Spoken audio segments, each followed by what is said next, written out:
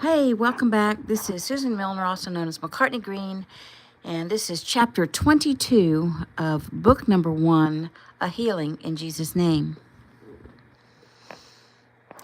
Shelley and the guys chatted merrily as they approached the door to the dojang where they would do some sparring with Shelley. Well, that's not like Eric to leave the door unlocked, Shelley commented. She saw the mess on the floor as they walked in, but her mind was slow to realize that there was a problem. The men with her, however, were not so slow. Shelley gasped as Justin's hand clapped over her mouth and jerked her back. Ricky grabbed a staff from the shelf near the entrance to the weight room as he and Jason passed. Stealthily, they made their way, noting weights scattered across the carpet, exercise equipment on its side, and blood spatters. Shelley struggled against Justin's hold, fear rising in her throat, but he held her fast. Making their way through the weight room, Ricky and Jason turned right toward the open floor to see the mirror smashed, blood smeared along the indentation. Finally, they turned to see Eric, hanging in the corner where the punching bag had once been. "Oh, Dad, no," Ricky uttered. The words pierced Shelley's heart, and she struggled again, but Justin wouldn't let her go until he'd heard Jason's signal. "Clear," Jason finally called. Justin released his grip, and Shelley charged into the room. She gasped, her hands flying to her face. Eric's body dangled limp and lifeless. Large welts covered his back and chest. Blood ran from his chin down his neck and from numerous small points all over his body. He looked literally like a piece of beef hanging in a meat freezer. Jason climbed up and cut through the tape. Eric's body fell into Ricky's waiting arms, and gently he laid his father on the floor. "He's alive," Ricky said softly, relief in his voice. He freed his father's wrists and ankles. Shelley knelt beside him, her eyes filled with tears. "Oh, Eric, can you hear me?" She carefully ran her hand over his face. Ricky stood and walked away.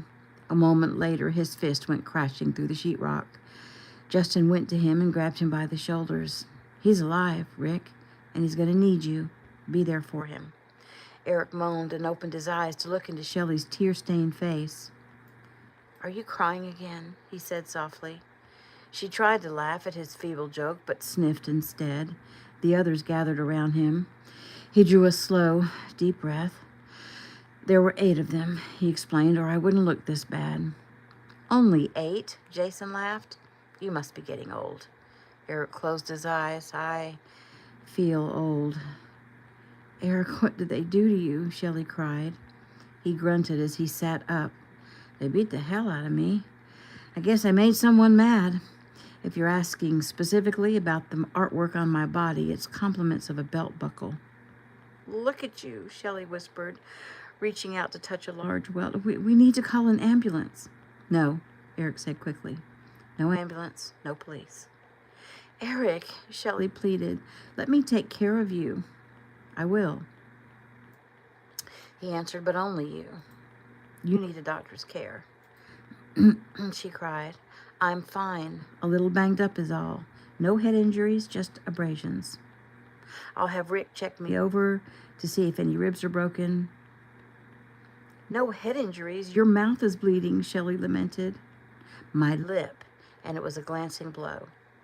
"You need stitches in your chin," she argued. "A butterfly bandage will work fine. Shelley, please, honey." "I don't really feel like arguing," he said weakly. She hugged his head to her. "Oh, sorry. I'm sorry. Of course, whatever you want, Eric. It just looks so bad." "Right. It looks bad because of all the little cuts on my chest and back. But once we wash all the blood away, it won't look so bad." She rocked him and stroked his hair until the men were ready to get him out to the car. They pulled the car up to the doors, and he stood and walked out as if he hadn't been just beaten half to death. They took him to Shelley's house and downstairs to his bed. Like a well-oiled machine, the group swung into action to take care of whatever needed taken care of. Shelley was worried about her children, but Jason assured her he'd take good care of them. He left to pick the boys up from school while Justin got in touch with Brian about his dojang and to ask for video from the security cameras. And Shelley and Ricky worked together to cleanse Eric's wounds and get him tucked comfortably into bed. She scrutinized his face. He wasn't all beat up in the face like she had been. His upper lip was a little swollen, which he currently was holding an ice pack against. They had cleaned and butterfly bandaged a tiny cut under his chin that had at first looked much worse than it was.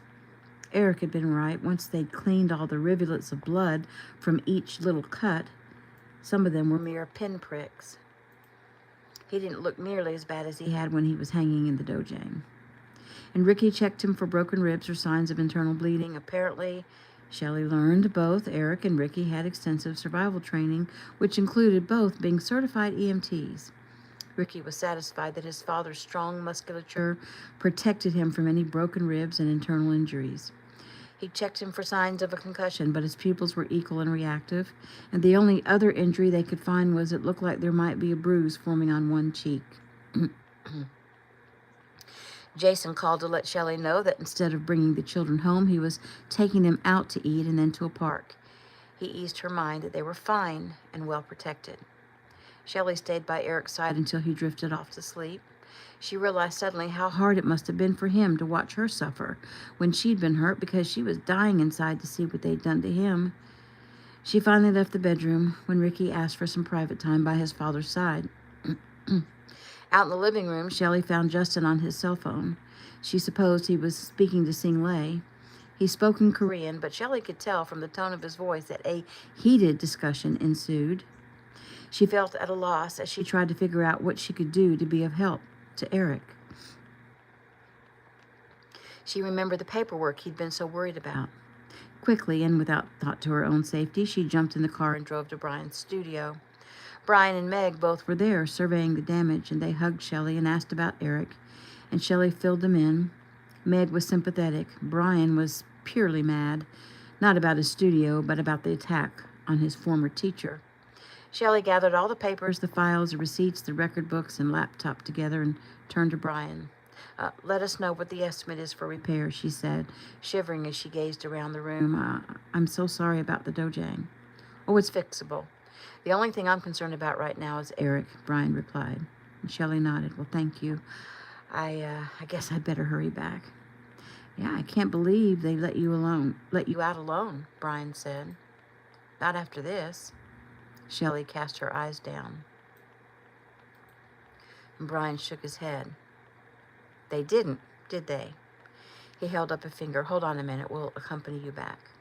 Oh, for heaven's sake, I'm okay. I'm sure those guys are long gone.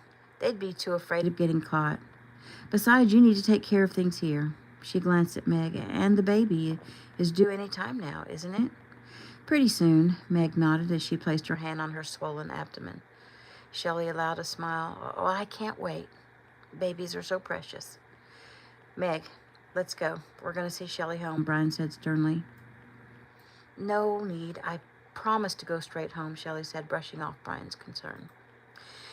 She turned and hurried to her car. Shelley had no idea that Brian called Ricky to let him know where she was and that he and Meg were following her home to be sure she made it safely. Carrying everything in her arms, she fumbled at her front door, which Ricky opened for her. Ricky nodded at Brian and Meg as they drove on. Here, you'd better let me get those for you, Ricky offered, knowing what was waiting for her inside. Justin stood in the living room, his face dark with anger. He took her by the arm. We need to talk, he said, as he practically drug her through the living room and into the kitchen. Once there, he grabbed her by the shoulders and shook her. Eric may never lay a hand on you, but I want you to know I won't even think twice about keeping you confined. What are you Do you think that we want to find you hanging somewhere, hurt or worse? Somewhere, possibly close by, there are 8 men who have no qualms about breaking the law or hurting you. Do you get that? Do not leave this house alone, and I'd better not have to tell you again. Surprised and angry, Shelley stormed at him. You have no right to tell me what to do. I had to do something for Eric, and I will go where I want, when I want, and there's nothing you can do about it. Do you really believe that, Shelley? There certainly is something I can do about it. You are not invincible, and I've studied with Eric a lot longer than you. Are you threatening me? Now you're getting it. You wouldn't dare touch me. His eyebrows rose. And you can't physically keep me here. She turned to leave, and he caught her and had her pinned to the wall in mere seconds. Do you believe me now? She struggled free, breathing hard. She glared up at him. That wasn't fair. You took me by surprise. He nodded. Okay, then. Come on, Shelley. You think you can take me on? Take a swing. She didn't hesitate to take him up on his offer and snapped out a fist as fast as she could. But he blocked it easily, caught her arm, spun her around, and promptly pinned her to the wall again. When she stopped struggling against him and seemed to calm, he let her go, and Shelley immediately pulled her fist back and struck out again, and Justin's iron fist closed around her wrist before she ever made contact. Convinced yet? He asked. But when he saw the defeated look in her eyes, he let her go. She turned away, her face red with indignation and embarrassment. Contrite, Justin spoke again, only much calmer this time as he ran a hand over his face. Okay, look, we're both a little shaken up by what's happened. So we may not be making the best choices right now, but Shelley, you scared me to death. I couldn't find you. Eric entrusted me to your protection. That makes me responsible for you. I don't want to have to walk down those stairs and tell him that something has happened to you, which is exactly what I was about to do right before Brian called to let us know that you were at the studio.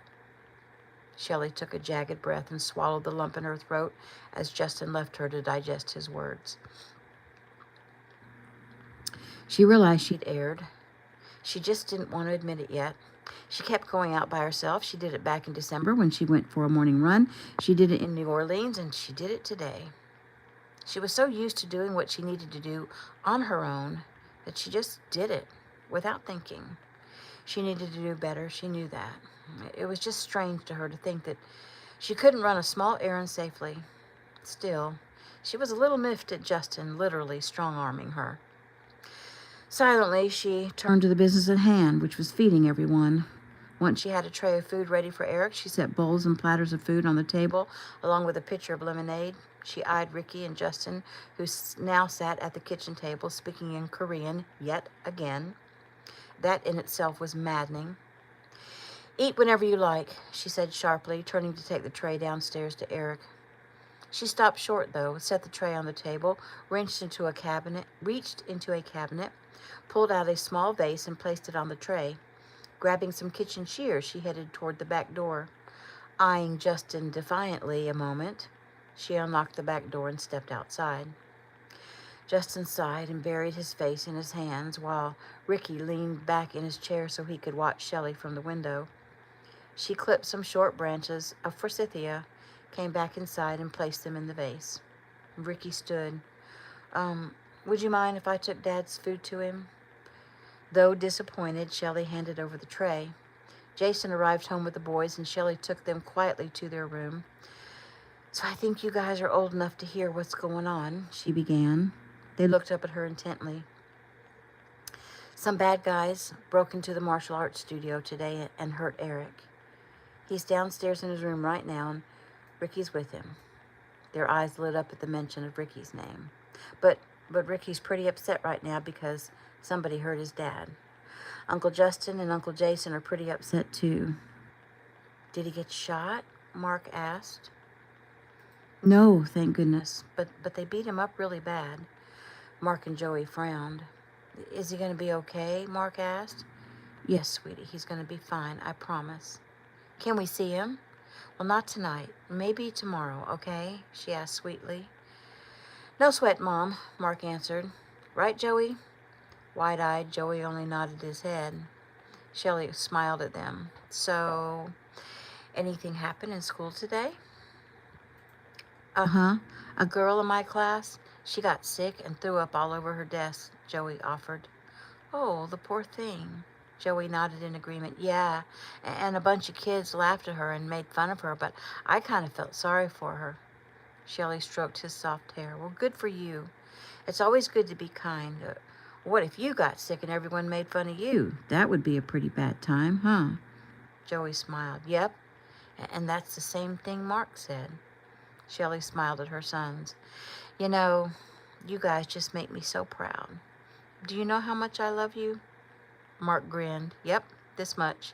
He held his thumb and forefinger together to show only a tiny space between them. And Shelley laughed. It was a joke that had started a few years ago, but they all knew it really was their code to mean to infinity and back. which was a whole lot of love. Did you guys have fun with Jason? Oh, yeah. He's so cool. Did you know that he can stand on his hands for 5 minutes? Shelley giggled as she imagined Jason having to demonstrate his ability to do so. No, I didn't know that. And we threw the football around at the park. Uncle Jason is good at everything, Joey said. Just like Ricky. Yeah, Mark added, except he doesn't do movies 'cause he only does real stuff. That's what he said anyway. Shelley giggled at Jason getting in another dig at Ricky. Okay, well, guys, it's time to settle down. Who has homework? They both frowned. Who needs help with their homework? Not me. I just have to copy my spelling words, Joey said. Mark? Nah, I just have to read 2 chapters in my library book and write what I think about what I read. Okay, well, you guys get started, and I'll be back to tuck you in. Okay, but Mom, Joey began, I was just thinking, how could someone beat up Master Kino? Shelley smiled, her eyes glistening. Well, Joey, he's not Superman, you know.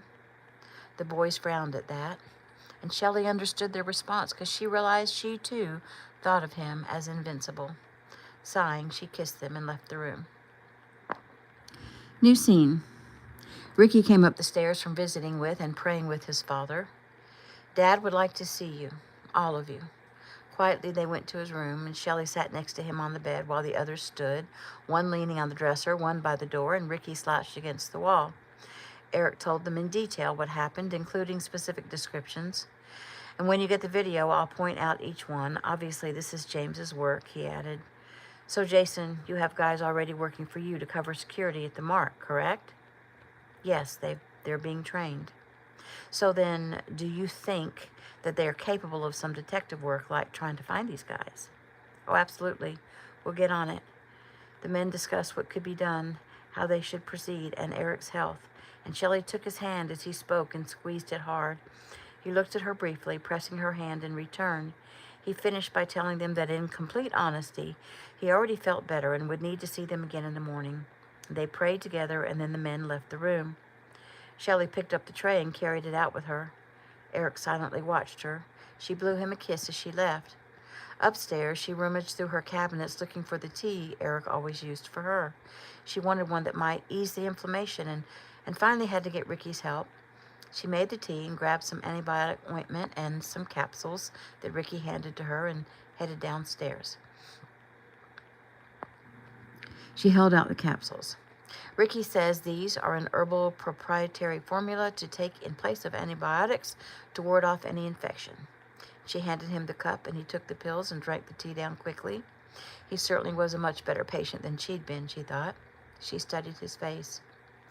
Well, you have only a slight bruise here on your cheek, and the swelling in your lip has already gone down. He nodded. I told you they were only glancing blows. The one that got to me was the kick to the side of my head, and of course, the groin shots. Well, if the kick to the side of your head knocked you out, I'm surprised you don't have a concussion. Well, I guess I have a hard head, he joked. She sighed. Can you turn over onto your stomach? He turned as ordered, and gently she stroked the ointment onto each abrasion on his back, and he winced. Does it hurt? Well, just a little. Shelley patted his backside, and he turned back over for her, and he watched her face as she smoothed the salve over his raw chest. Her eyes were full of compassion. You've been awfully quiet, he said to her. She shrugged. I don't know what to say. He smiled. Well, that's a first. Shelley only slightly smiled. Finishing up, she touched his face gently and started to speak and then stopped. What? He asked. Come on. Talk to me about how you're feeling. You know we're going to have to talk about this sooner or later. Okay. Well, I'd rather take 1,000 beatings than have this happen to you, she finally said, choking back the tears. You didn't deserve this. You're so kind, so giving, and full of love, and I hate this. And I hate them. Why couldn't they just come after me? Well, he knew exactly how she felt. He'd felt that way not too long ago. Well, if they come after you this time, you'd probably be dead. I'd much rather suffer a few scratches than make your funeral arrangements. I'm so grateful that you left when you did. It's strange. Usually, I would never send you out by yourself. I don't even know why I did. Maybe it was a divine urging. Maybe we were becoming a little lax. Whatever made me do it, I feel very blessed. Blessed? What happened to you is not a blessing. Well, you weren't there, and that is a blessing. You got to learn to focus on the positive, sweetie. She sighed heavily. I'll try. Gathering the cup and ointment, she pulled the sheet up over him. Sleep, she said firmly. New scene. Justin woke at 3:30 in the morning. Rising off the couch, he entered the kitchen to find Shelley asleep, her head cradled in her arms on the table. Papers lay all around her in neat little stacks. Gently, he gathered her up into his arms and took her to her bedroom and placed her on the bed. Convinced that she was sound asleep, he bent down and kissed her cheek. I'm sorry, he whispered. The next morning, Shelley was ushering the boys off to catch the school bus when Justin sat up on the sofa where he'd spent the night. Hi, Uncle Justin, the boys said in unison. Are you going to get the guys who hurt Master Keno? Justin eyed them, their innocence touching him. Well, the most important thing to do right now is to help Eric get well. At the sound of a knock on the door, Shelley turned off the alarm and let Ricky in, and the boy screamed with delight and jumped into his arms, and Ricky hugged them close, his love for the 6 and 8-year-olds evident. Will you take us to school? Joey asked. Ricky grinned. You're just using me to be popular. Yeah, Mark admitted. Ricky laughed. Okay, well, as long as we know where we all stand.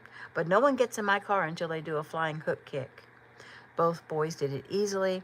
They hugged and kissed their mom, and Ricky drove them happily away to school. Shelley prepared breakfast and took a tray down to Eric. I hope the boys didn't wake you, she said. Oh no, I wasn't sleeping. I'm not used to being in bed for so long. How are you feeling? She asked. Honestly, a little down.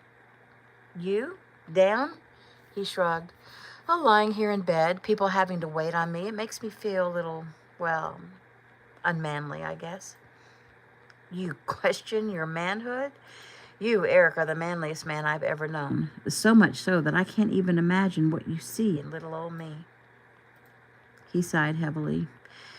Well, you're good for a bruised ego, but I thought we'd come past that low self-esteem stuff. Oh, I'm sorry. I'm not sure where that came from. Shelley, what am I going to do with you? She shrugged.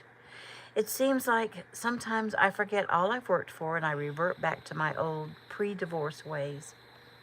Reaching up, he stroked her cheek and then cupped her face and gently pulled her forward. She placed her hand on the headboard behind him to keep herself from touching his sore body or knocking over his tray, and then lowered her face for his kiss. He kissed her deeply, and she wanted to just sink into him. Slowly, she pulled away. Eat your breakfast. You need your strength, she coaxed. He ate slowly and thoughtfully, looking her over, and he finally spoke again. You look tired. I'm fine. I hear you and Justin had a little rift, he said softly. Shelley's eyes flashed. He put his hands on me, she said indignantly. He put his hands on you? He beat me up. Are you maybe exaggerating a bit? Maybe, Eric chuckled. Well, from what I understand, you deserved what you got. She folded her arms and pouted. I went to the dojang to get your paperwork so I could take care of it for you. Ricky was with you, Jason was out with the boys, and Justin was on the phone fighting with Sing Lei. And I just left. I didn't think. Well, I bet you will next time. Eric, she whined. Look, I know I made a mistake, okay? I'm sorry, but he pushed me, like up against the wall. Were you hurt? He asked. Because if he hurt you, I'll tear him apart. He threw off the covers as if to go after Justin right then. Ha ha, very funny. No, he didn't hurt me. Except maybe your ego, Eric prodded.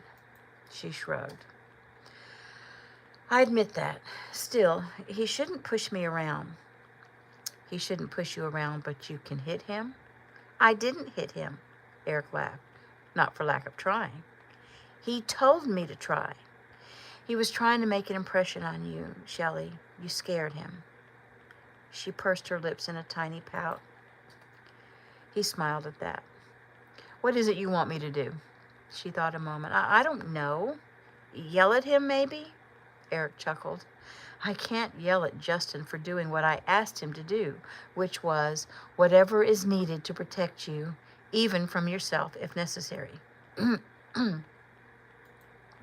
Shelley's lips pursed. You men are all alike.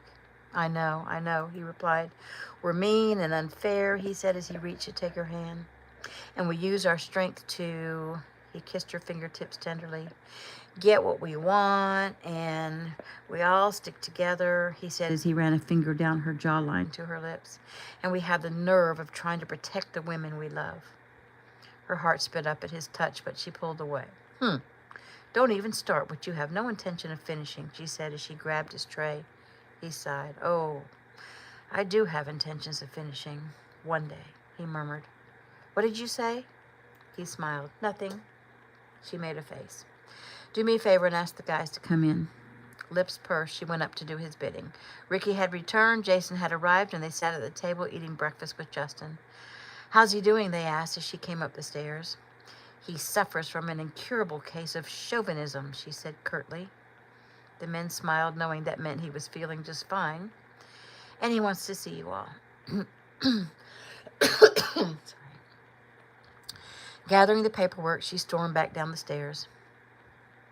I can't tell you how much I appreciate everyone's help, Eric began once everyone was present. It seems I'm always having to call on your friendship, on our friendship, to help me through. Well, I'd be devastated if you didn't, Justin reassured him. Again, thank you. We have a lot to do to prepare for tomorrow's tournament. Shelley gasped. You still expect me to fight after all this? I figured the tournament was off. Besides, I am so tired and I can't focus. All I can think of is you. Eric shrugged. Well, if you don't fight, then they win and I've failed. And I don't like to fail. So, yeah, you're going to fight. Will you let this little incident deter you from your goal? Come on, Shell. You have to fight. Do it for me. Use this tournament to get my revenge. There was nothing she could say to that. Sighing, she looked into his eyes. Get your revenge? Yes. How? Well, believe me, James will be watching this tournament or have someone watching or videoing for him. What I'd like him to see is me standing by your side as you fight more fiercely, more focused than you've ever been. That would be the best revenge. She heaved out a sigh. Well, of course, Eric, since you put it that way, I mean, I'd do anything for you, but I have to tell you, I'm not feeling it. He turned to the men. And that will be your job, to get her into a fighting mood. Oh, well, Justin's already got a head start on that, Ricky laughed as Shelley glared at him. Eric chuckled. And then gave them a list of everything that needed to be done, including getting registered, sparring, pre-tournament dinner, and keeping her away from her family on Saturday until after the tournament so that she can focus. He turned to Shelley. Now, why are you so tired? She smiled and handed him a stack of papers. He quietly went through them, stopping to read the financial forms carefully. He looked at Shelley. You did all this? Shelley nodded. Well, this was hours worth of work. Oh, how I know, she answered with a smile. You did this last night, Eric said, then looked at Justin. Why didn't you make her go to bed? You knew she needed a rest. Justin looked down. Feeling compassion for her friend, Shelley jumped in to rescue him. Well, I had him scared to look at me, much less tell me to go to bed. Eric smiled. She is scary when she's mad, isn't she? They all agreed a little too quickly for Shelley's liking, and Eric grabbed a pen and put his signature to several papers and handed them to Justin. Send those first thing, please. And Ricky, you and Jason have your assignments, and Shelley, you sleep for a few hours. Shelley waited for the others to leave before she turned to Eric. Would you like a sponge bath? Are you saying I'm smelly? Yes, but I mean it in the nicest way. Eric laughed. No, I'm not bedridden. I'm actually going to go take a shower. That will probably sting like crazy, she warned. He shrugged. Probably, but I think I can handle it, he said dryly. You go sleep, he commanded as he slowly swung his legs off the bed to stand. Shelley eyed him. Each movement appeared to be painful. The welts, scrapes, and cuts already seemed better, though she noticed there was now a large bruise on his side. He'd said they'd landed most all strikes on his torso. She sighed as she watched him walk stiffly into the bathroom. Taking note of his powerful form, she was reminded of the tiger pacing at the zoo, stripes and all. Ricky came back in a few hours and took Shelley off to register and get her oriented at the tournament hall, and Justin left to pick up Sing Lei, and by the time Ricky brought Shelley back to her house, it was full of people and food. Angel and Jason were in the kitchen cooking up a storm. Justin and Sing Lei sat on the couch in the living room, and Mark and Joey were downstairs in the den watching a martial arts video. Ricky waved hello to everyone and went down to join the boys. Shelley greeted Justin and was introduced to Sing Lei. "You have a beautiful name," Shelley commented. Angel came running from the kitchen. I'm so sorry. It's the morning yuckies. Angel came running from the kitchen. "Hey, girl. Goodness, it's good to see you. I swear you have a knack for finding trouble," she declared as she hugged her. "Hey, it's not me this time. How are you feeling? Good as new?" Shelley asked. "Oh, I'm much better, but I won't be fighting for a while." Jason had his hands full of wet vegetables, but he came out and kissed Shelley's cheek. "How'd the sparring go?" "Ask Ricky. All I know is I spent a lot of time on my backside." Shelley turned to Sing Lei. "I'm sorry things have been so crazy." "Well, you seem to have everything under control," Sing Lei said sweetly. "Justin seems to think he's indispensable here," she continued. Shelley leaned over and patted Justin's shoulder. "Oh, he is. We couldn't get along without him." "Oh, then you're not mad at Justin anymore?" Angel laughed. "Mad at Justin?" Sing Lei asked. "Why were you mad at Justin?" "Oh, it was nothing," Justin said. "Just a difference of opinion."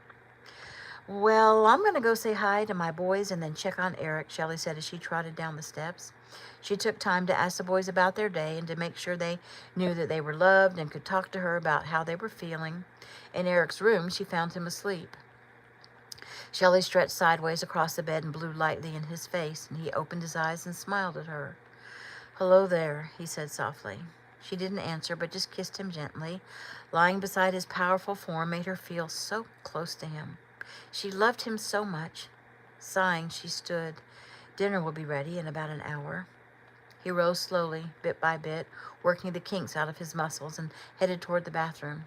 "If I'm not out in 10 minutes, come and rescue me." "Are you sure you don't need help?" she asked provocatively. He laughed. "I think I can manage," he said, waving her off.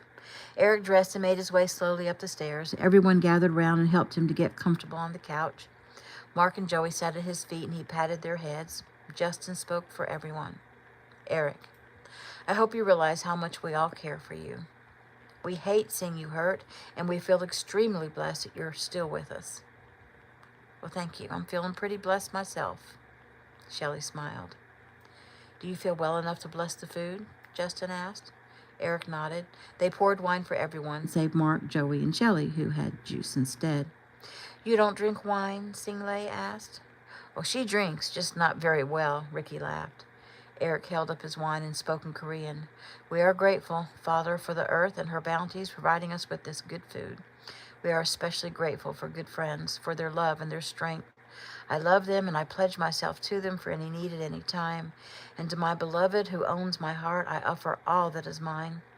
May she be protected and fight valiantly to defend my honor against those that would have otherwise. In Jesus' mighty name, amen." Shelley had no idea what he'd said in his prayer, but she could feel the power of his words and glowed with the love that he bestowed on her. They drank, and everyone moved forward to pile their plates full of food, and Shelley noticed Sing Lei say something to Justin that had his face darkening in anger. She glanced at Jason, who sat near enough to her, and he was shaking his head. She glanced at Jason, who sat near enough to hear, and he was shaking his head with a grimace. A little later, curious as to what Sing Lei said in the kitchen, Shelley pulled Justin aside and described what she'd observed and asked him if things were okay with Sing Lei. And Justin sighed.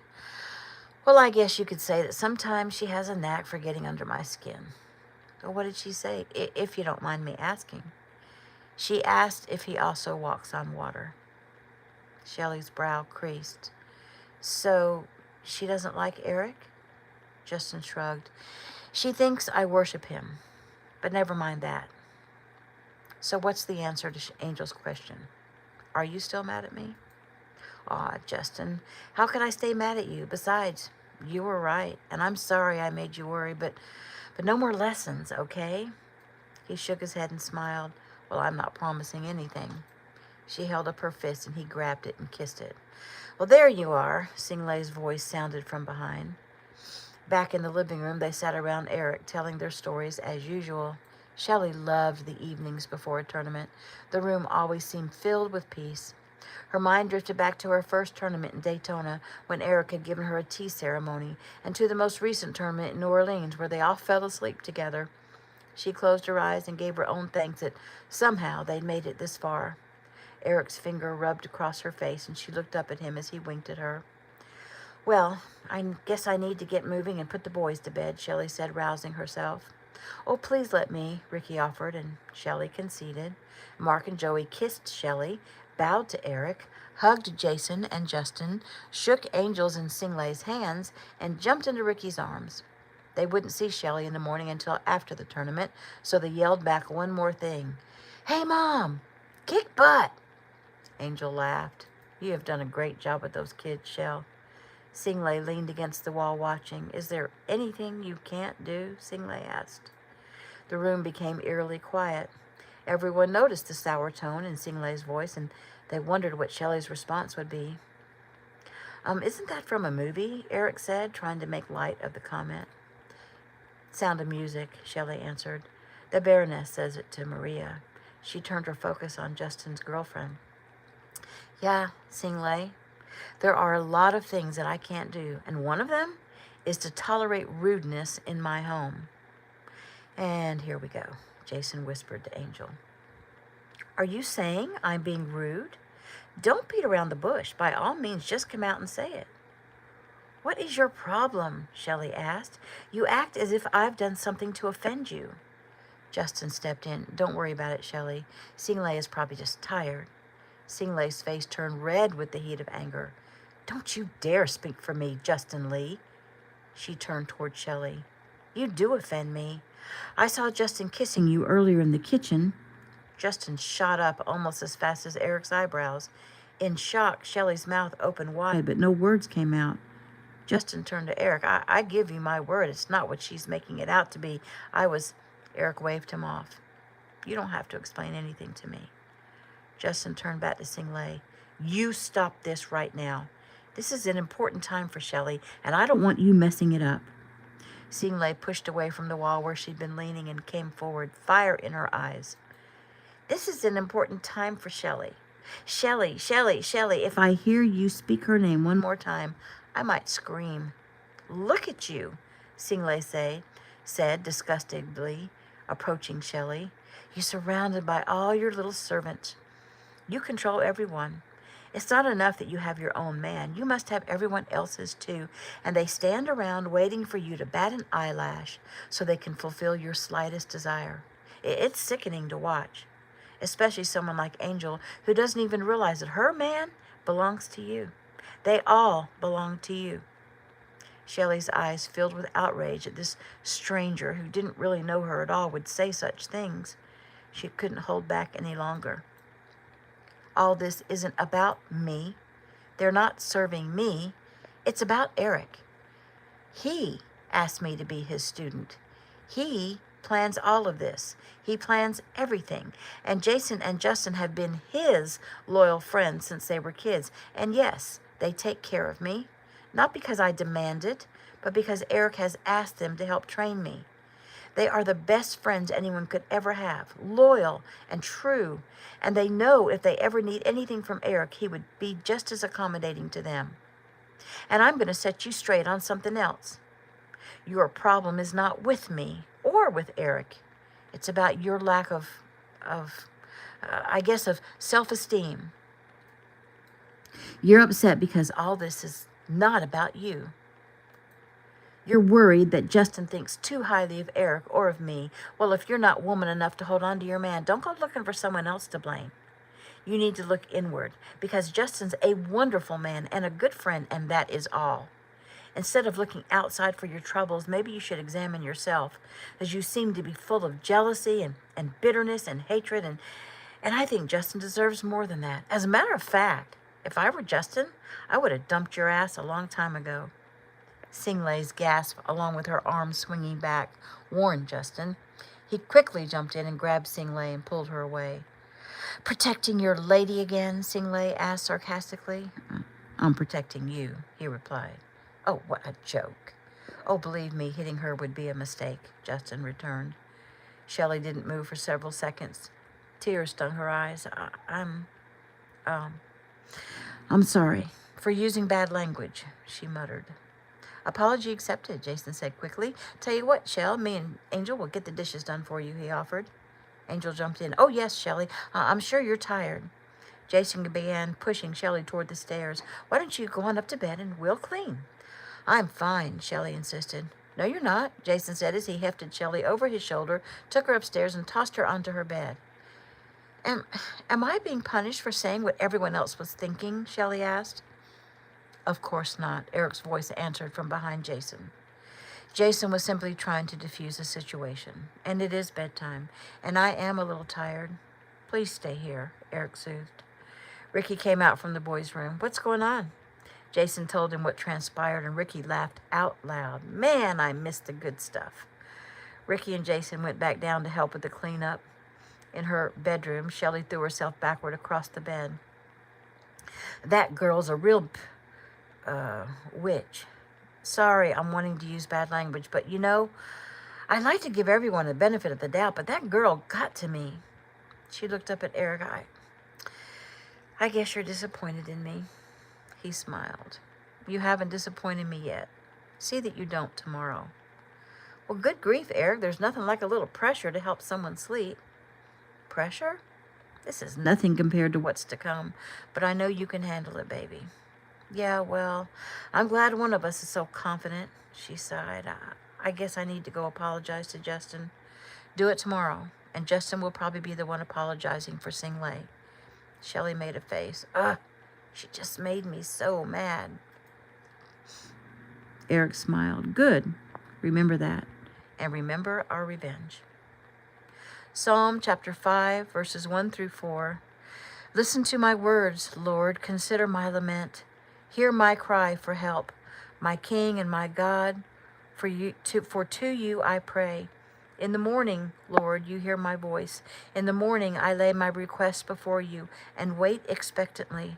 For you are not a God who is pleased with wickedness. With you, evil people are not welcome. And that is the end of chapter 22.